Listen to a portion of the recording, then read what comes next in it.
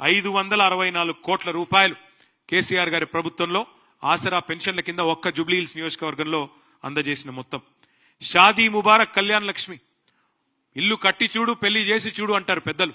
అంటే లగ్గం చేస్తే ఆ కుటుంబం మారిపోతుంది, అప్పుల పాలైపోతుంది అనే ఉద్దేశం కోసం ఎంత కష్టమో చెప్పేందుకు ఆ మాట అన్నారు.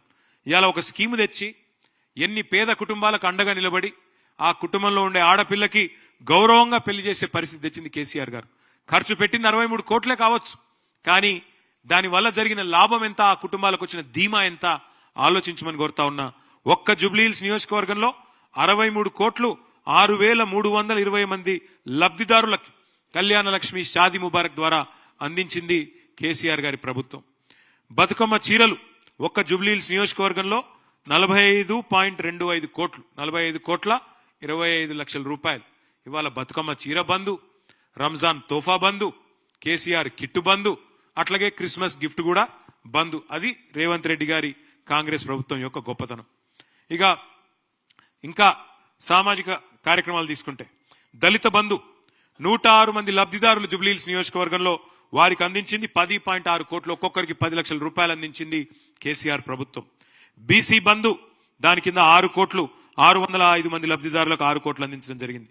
రంజాన్ క్రిస్మస్ వేడుకల కోసం 1,11,610 మంది లబ్ధిదారులు క్రిస్మస్ గిఫ్ట్, రంజాన్ తోఫా, అట్లాగే వేడుకల కోసం ఇఫ్తార్ల కోసం మొత్తం కలిపి 14 కోట్లు ఖర్చు చేయడం జరిగింది.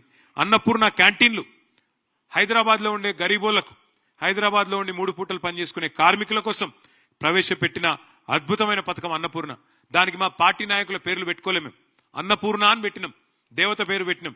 రేవంత్ రెడ్డి వచ్చినాక అన్నపూర్ణ కూడా తీసేసి దాని పేరు ఇందిరమ్మ క్యాంటీన్ అని పెట్టుకున్నాడు.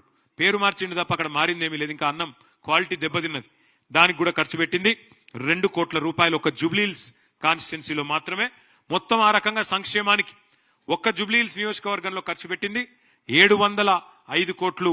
లబ్ధిదారులు 1,44,694 మంది అని చెప్పి నేను మీకు విజ్ఞప్తి చేస్తా ఉన్నా. అట్లాగే విద్య, ఎడ్యుకేషన్ చాలా ఇంపార్టెంట్ సబ్జెక్ట్.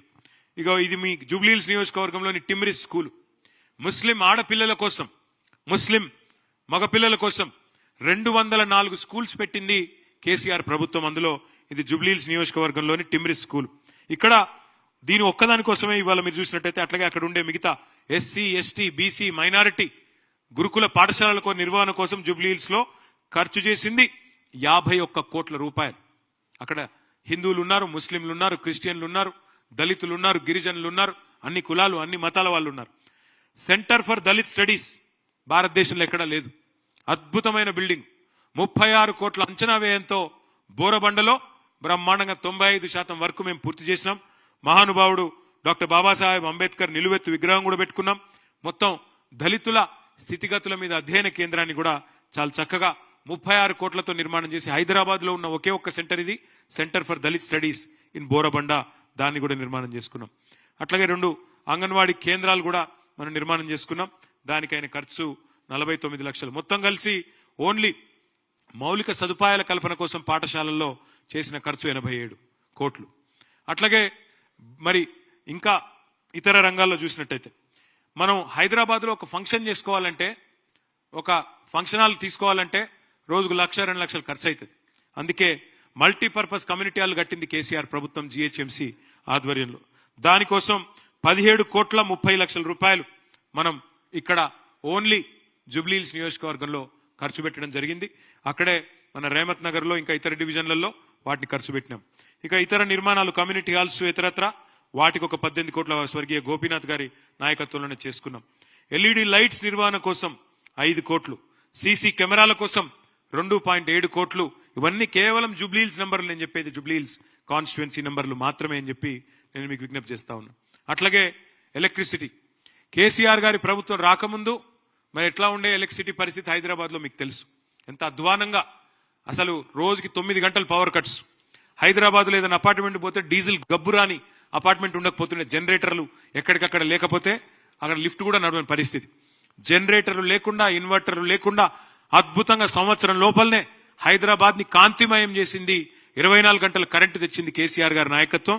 అందులో భాగంగా హైదరాబాద్ ని ఒక ట్రాఫిక్, ఒక ఎలక్ట్రిసిటీ ఐలాండ్ గా, అంటే మూడు వైపులా ఇక్కడికక్కడ మొత్తం హైదరాబాద్ గా మొత్తం బయట దేశంలో ఎక్కడ కరెంటు పోయినా గానీ హైదరాబాద్ లో మాత్రం ఒకవైపు గ్రిడ్ ఫెయిల్ అయినా మరొక వైపు నుంచి అందుకునే విధంగా హైదరాబాద్ ను ఒక ఐలాండ్ గా క్రియేట్ చేసి మరి అద్భుతంగా 24 గంటల సరఫరా అందించింది కేసీఆర్ గారి నాయకత్వం. మరి దానిలో భాగంగా జూబ్లీహిల్స్ నియోజకవర్గంలో సబ్ స్టేషన్లు 10 కట్టుకున్నాం, దానికి 455 కోట్లు.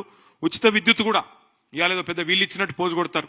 నాయి బ్రాహ్మణులకు, రజకులకు, చిన్న చిన్న సెలూన్లకు, లాండ్రీ షాపులకు, దళితులకు, గిరిజనులకు 200 యూనిట్ల దాకా ఫ్రీ కరెంట్ ఏదైతే అందజేశామో దానికైన ఖర్చు ఒక 50 కోట్లు. మొత్తం చూస్తే 505 కోట్లు ఎలక్ట్రిసిటీ మీద ఖర్చు పెట్టుకున్నాం జూబ్లీహిల్స్ నియోజకవర్గంలో.